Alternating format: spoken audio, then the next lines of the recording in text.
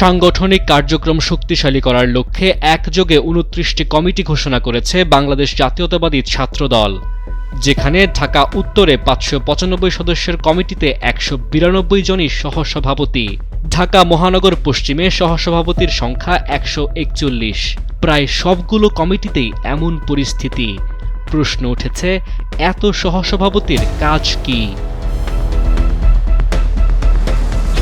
জেলা মহানগর থেকে শুরু করে বিশ্ববিদ্যালয় পর্যায়ে সবখানেই দেখা যাচ্ছে বড় আকারের নেতৃত্ব কাঠামো। সংগঠনকে গতিশীল করার লক্ষ্যে এমন বিস্তৃত কমিটি দেওয়া হয়েছে বলে জানানো হচ্ছে সংগঠনটির পক্ষ থেকে। কিন্তু বাস্তবতা কি আসলে তাই? এত বিপুল সংখ্যক সহসভাপতির মধ্যে কিভাবে দায়িত্ব বণ্টন হয়? ছাত্রদলের শীর্ষ নেতৃত্বের সঙ্গে একাধিকবার যোগাযোগ করার চেষ্টা করা হলেও তারা এ বিষয়ে মুখ খুলতে নারাজ। কেন্দ্রীয় সভাপতি, সাধারণ সম্পাদক সাড়া দেননি।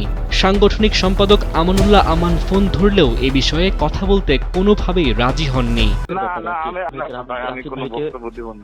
দয়া করে সভাপতি, সাধারণ সম্পাদক মহোদয়ের সাথে কথা বলেন, তারপরে আমি বলবো। শেষ পর্যন্ত আমরা কথা বলেছি ছাত্রদলের কেন্দ্রীয় সহসভাপতি ডাক্তার তৌহিদুর রহমান আউয়ালের সঙ্গে। তিনি জানিয়েছেন, কর্মীদের আবেগকে মূল্য দিতে গিয়ে তাদেরকে সম্মান জানাতে সহসভাপতির তালিকা এত বড় করা হয়। তো ছাত্রদলের সবাই শেষ পর্যন্ত চায় প্রেসিডেন্ট সেক্রেটারি না হইতে পারলেও যাতে অন্তত ভাইস প্রেসিডেন্ট হিসেবে বিদায় নিতে পারে। তো তারই ধারাবাহিকতায় এই ভাইস প্রেসিডেন্ট হিসেবে বিদায় নেওয়া একটা সম্মানজনক বিদায়। তো এই জন্য সকলের যেহেতু একটা স্বপ্ন থাকে যে মহানগরের সর্বোচ্চ পদ থেকে বিদায় নিবে, এই আর কি। কাজের অনেক কিছু আছে, আর ছাত্রদল হচ্ছে সর্ববৃহৎ দক্ষিণ পূর্ব এশিয়ার সর্ববৃহৎ ছাত্র সংগঠন। তাদের কাজের পরিধি অনেক বড়। এখন দেশ গড়ার জন্য আমাদের কাজ করতে হবে।